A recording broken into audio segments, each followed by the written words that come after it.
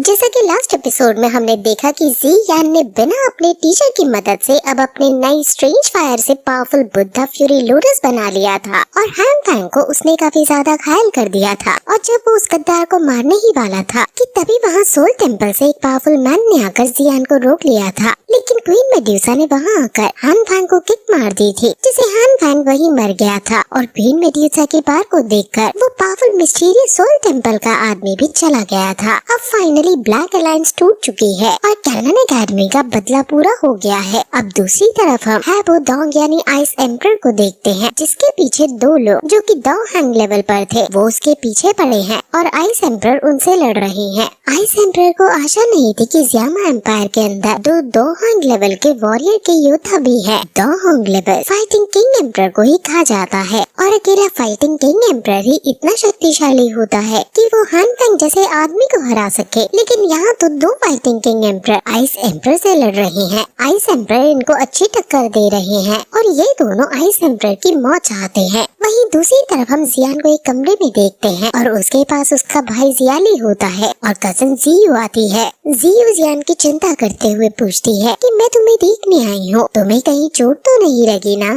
जियान हंसते हुए कहता है कि तुम कब से इतनी अच्छी होकर मेरी चिंता करने लगी। जियू चिढ़ जाती है और जियाली हंसने लगता है। असल में पास के अंदर इन दोनों की केमिस्ट्री रही है और इन दोनों को बैठने की जगह दिखाता है और जियू से पूछता है कि इन 2 सालों में तुमने क्या किया। जियू जियान की चिंता दिखाते हुए कहती है कि तुम फ्यूचर में और ज्यादा केयरफुल रहना। जब हमें पता चला था कि स्ट्रेंज फायर ने तुम्हें निकल लिया है और तुम मर चुके हो तो हम सब बहुत ज्यादा टूट गए थे। अगर फिर से तुम्हारा कोई एक्सीडेंट होता है तो हमारी जियाओ फैमिली का बदला लेने वाला कोई नहीं होगा। जियान भी याद करता है कि कैसे उसकी फैमिली को बेइज्जत किया गया था और उसके पापा को बेरहमी से पीटा गया था। वो इसका बदला जरूर लेगा, लेकिन अगर उसे बदला लेना है तो उसे स्ट्रेंथ यानी ताकत चाहिए और ताकत पाने के लिए उसे कई मुसीबतों का सामना करना ही होगा, जिसमें रिस्क भी होगा। ये बात जियू समझ जाती है। जियान अब उन्हें फायर पावर देता है जो यहाँ इनर एकेडमी की करेंसी है, क्योंकि अब ये करेंसी उसके कोई काम की नहीं, क्योंकि वो यहाँ से जाने वाला है और जियू इनका उसे अच्छे से यूज कर सके, इसलिए ये इनको दे रहा है। अब जियान उन्हें बताता है कि वो ज़ियामा एम्पायर वापस जा रहा है क्योंकि अब बदला लेने का समय आ गया है। जियू शॉक हो जाती है कि वो युन लैंज़ो के पास जा रहा है, इसलिए वो उसके साथ चलने को कहती है।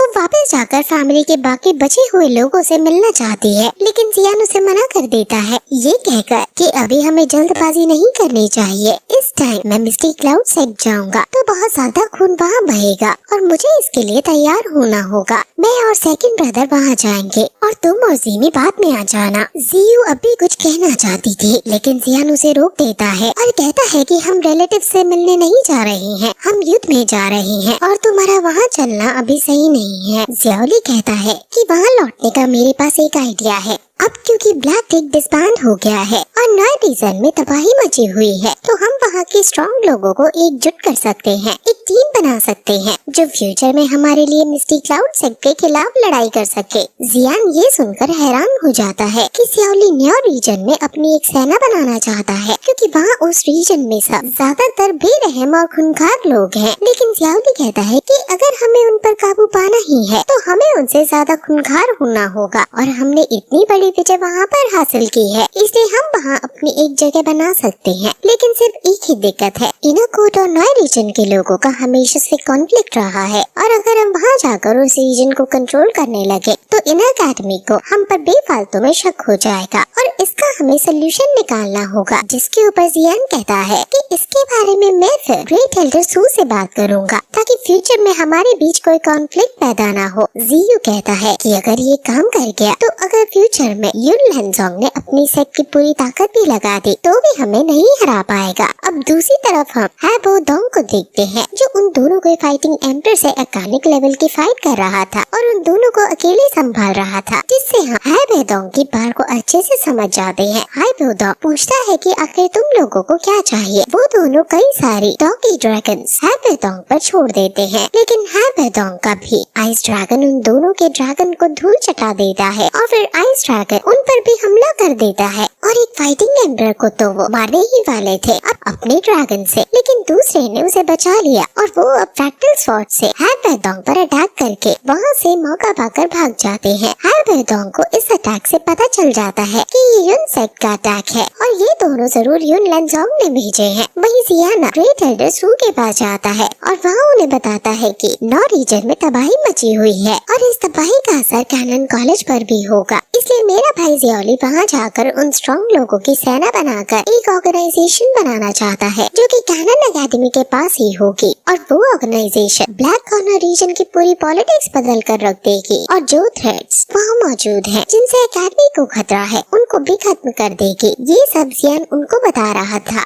और एल्डर सू उसका असली इंटेंशन भी समझ जाते हैं कि वो ऑर्गेनाइजेशन फिर तुम्हारा जियामा एम्पायर में युन सेक्ट के खिलाफ लड़ने में भी साथ देगी, है ना। जियान सीरियस लुक देकर हाँ करता है और कहता है कि मैं आपसे कुछ नहीं छुपा सकता। हाँ, हमारा ये भी विचार है कि हम फ्यूचर में उसको जियामा एम्पायर के खिलाफ भी यूज करें। एल्डर सू कहते हैं कि जो भी सब तुमने रीजन दिए वो इनफ नहीं है और एकेडमी कभी ऐसा नहीं कर सकती कि वो अपने थ्रेट को खत्म करने के लिए एक दूसरी ऑर्गेनाइजेशन को सपोर्ट करने लगे, लेकिन मैं तुम्हारी बात को निगलेक्ट नहीं कर सकता। जियान कहता है कि क्या फिर इसका मतलब ये है कि आप एग्री कर रहे हैं, जिस पर एल्डर सू सीरियस लुक देते हुए कहते हैं कि मेरे पास और कोई चारा भी नहीं है एग्री करने के बजाय मैं तुम्हें कुछ करने से रोक नहीं सकता हूँ। इनर कोर्टयार्ड में जो स्काई बर्निंग गैस रिफाइनिंग टार है तुम्हें काफी लंबे समय तक वहाँ आना है और धीरे धीरे फॉलन हार्ट इन्फ्लेमेशन को लौटाना है। जियान कहता है कि मेरे ऊपर इस एकेडमी के एहसान है और मैं ये ऑर्गेनाइजेशन की बात से आपको किसी तरह का थ्रेट नहीं देना चाहता हूँ। एल्डर सू कहते हैं कि यही मुझे तुम्हारी बात अच्छी लगती है कि तुम सही या गलत जानते हो, तुम अब क्या करने वाले हो। जिस पर जियान दुखी होते हुए कहता है कि मुझे उसकी प्रॉब्लम को सॉल्व करना होगा। एल्डर सू पूछते हैं कि क्या तुम उस औरत की बात कर रहे हो जो दोसोंग लेवल पर है। अगर आप इन सब लेवल के बारे में जानना चाहते हैं कि कौन किस लेवल पर है और कौन से लेवल किस लेवल से ताकतवर है, तो आप स्क्रीन पर दिख रहे आर्टिकल वाली वेबसाइट पर जाकर देख सकते हैं। एल्डर सू पूछते हैं कि आखिर वो औरत कौन है और तुम्हारे पीछे क्यों पड़ी है, जिस पर जियान कहता है कि वो क्वीन मेड्यूसा है और ये सुनकर एल्डर सू हैरान हो जाते हैं। जियान बताता है कि हमारे बीच पहले कुछ ऐसा हुआ जिसकी वजह से वो मुझसे नफरत करती है और मुझे मारना चाहती है। एल्डर सू कहते हैं कि क्वीन मेड्यूसा अब भी एग्जिस्ट करती है और वो इवॉल्व हो रही है। तुमने क्वीन मेड्यूसा से पंगा लेने की हिम्मत आखिर कर कैसे डाली? क्या तुम्हें नहीं पता कि उनकी डायनेस्टी की क्वीन मेड्यूसा लोगों को जानवरों की तरह बेरहमी से कुचल डालती है। मैं तो पहली बार देख रहा हूँ कि एक क्वीन मेड्यूसा किसी के आसपास घूम रही है। जियान कहता है कि काश ये बात मुझे पहले पता होती, लेकिन अब शायद बहुत देर हो चुकी है। अब फिर वो उनसे विदा लेकर वहाँ से जाने लगता है और जाते जाते एल्डर सू मन में सोचते हैं कि जियान आखिर इतनी जल्दी में क्यों है।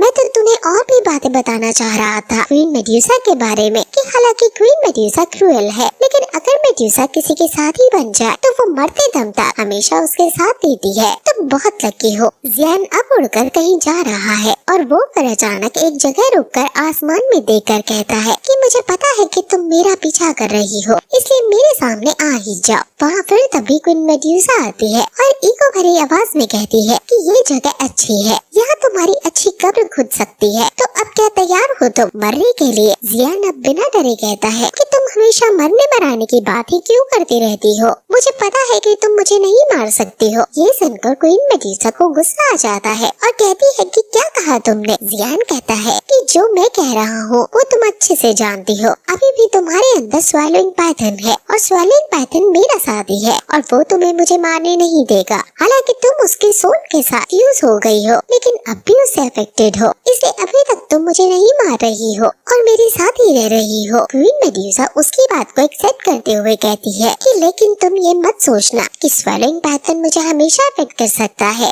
आज नहीं तो कल मैं तुम्हें मार ही दूंगी। जियान उसके पास आकर कहता है कि क्यों न हम फिर एक डील करें, मैं तुम्हारे स्काई स्वैलोइंग पाइथन के इफेक्ट को पूरी तरह से हटाने में मदद करूंगा और तुम्हें असली क्वीन मेड्यूसा बनाऊंगा जिसे तुम पहले थी। इस पर क्वीन मेड्यूसा कहती है कि मैं तुम पर ट्रस्ट क्यों करूं। जियान उसे एक स्क्रोल देता है और कहता है कि ये 6 ग्रेड पिल जिसका नाम रिसरेक्शन पिल है उसका प्रिस्क्रिप्शन है, ये तुम्हारी सोल फ्यूजन की प्रॉब्लम को दूर कर सकता है। अगर तुम मेरी रिक्वेस्ट एक्सेप्ट कर लोगे तो मैं ये पिला बना ही दूंगा। तो क्या कहना है अब तुम्हारा इस बारे में? क्वीन मेड्यूसा मेडुसा स्क्रोल को अच्छे से पढ़ती है और अब जियान से पूछती है कि क्या रिक्वेस्ट है तुम्हारी, जिस पर जियान कहता है कि 1 साल तक तुम मेरे साथ रहो और मुझे मारो नहीं, और जब 1 साल का एग्रीमेंट पूरा हो जाएगा तो मैं एलिक्सर पिल बनाकर तुम्हें दूंगा। जब तुम्हें रिसरेक्शन पिल मिल जाएगी तब तुम पूरी तरह से क्वीन मेडुसा बन जाओगे। तुम्हें इसका इफेक्ट होने से पूरी तरह से फ्रीडम मिल जाएगी और ये बहुत हिट होगा। क्वीन मेडुसा इस बारे में सोचती है और कहती है कि ठीक है। तो अब जियान खुश होकर उससे हाथ मिलाने को आगे आता है और कहता है कि अब से हम पार्टनर हैं। लेकिन क्वीन मेडुसा उसे इग्नोर कर देती है और कहती है कि ये सिर्फ एक डील है और इस डील में हम कोई पार्टनर नहीं बन गए हैं। जिस पर जियान मजाक में कहता है कि हाँ फिर हम ट्रांजैक्शनल रिलेशनशिप में हैं और हम अब 1 साल तक साथ रहने वाले हैं और मैं तुम्हें क्वीन मेडुसा बार बार नहीं बुला सकता वरना तुम्हारी आइडेंटिटी सबके सामने आ जाएगी। तो मैं तुम्हें काइलिन बुलाया करूँगा आपसे। तुम्हारी पर्सनालिटी से भी बहुत मैच करता है। ये सुनकर क्वीन मेडुसा को गुस्सा आ जाता है कि वो एक क्वीन को नाम से कैसे बुला रहा है और गुस्से में वो जियान की तरफ देखती है और जियान के मासूम और प्यारे चेहरे को देखकर वो पिघल जाती है और इस पॉइंट पर ऐसा लगता है मानो क्वीन मेडुसा भी उसके लिए कुछ फील कर रही है। लेकिन फिर भी क्वीन वाले ईगो में वो कह देती है कि मेरा नाम मेडुसा है जो कि मेरी आइडेंटिटी है, तुम्हें कोई जरूरत नहीं कि तुम मुझे किसी और नाम से बुलाओ। ये कहकर वो यहाँ से चली जाती है। जियान समझ आता है कि वो गुस्सा नहीं हुई और वो फिर से मजाक में चिल्लाकर कहता है कि मैं अब से तुम्हें काइलिन ही बुलाऊंगा। अब जियान भी वहाँ से चला जाता है। वहीं हार्पुदोंग याफी से बात करता है और इन दोनों फाइटर्स के बारे में सब बता देता है, जिस पर याफी कहता है कि तुम सही कह रहे हो, इन दोनों का रिलेशन युनलैंजोंग के साथ लग रहा है। आइसेंड्रा कहते हैं कि पता नहीं वो कहाँ से आए थे, लेकिन हमारी मिडिल फैमिली के लिए उनके मन में कोई दया नहीं थी। हमें जल्द से जल्द पता लगाना होगा। याफी कहता है कि मैं जल्द से इसका अरेंजमेंट करता हूँ। वहीं वो हारे हुए 2 फाइटर युनलैंजोंग के पास जाते हैं और युनलैंजोंग कहता है कि तो फाइटिंग किंग एम्परर के वॉरियर एक बुढ़े आदमी है, बोधोंग को नहीं हरा पाए। हम इन नाकामयाब लोगों को इतनी बड़ी सजा देंगे कि आगे आने वाली हमारी पीढ़ी याद रखे। लेकिन वहाँ हमें एक ब्लैक फॉग दिखाया जाता है जो कहता है कि ये दोनों वॉरियर तुम्हारी सेक्ट ने ही तैयार किए थे, तुम अपने सेक्ट के वॉरियर को ही खत्म कर दोगे। जिस पर वो कहता है कि जो लोग बड़ा प्लान करते हैं उनके लिए ये बहुत छोटा सैक्रिफाइस होगा। वो ब्लैक फॉग फिर खुश होकर इन दोनों के शरीर से लिपट जाता है और इनकी एनर्जी खींचने लगता है। अब वो ब्लैक फॉग कहता है कि अब समय है कि तुम जियाओ फैमिली के बचे हुए लोगों से निपटो। जिस पर युनलैंजोंग कहता है कि उससे पहले हमें मित्तल फैमिली से निपटना होगा क्योंकि एम्पायर की इन 3 बड़ी फैमिलीज में से वो एक है।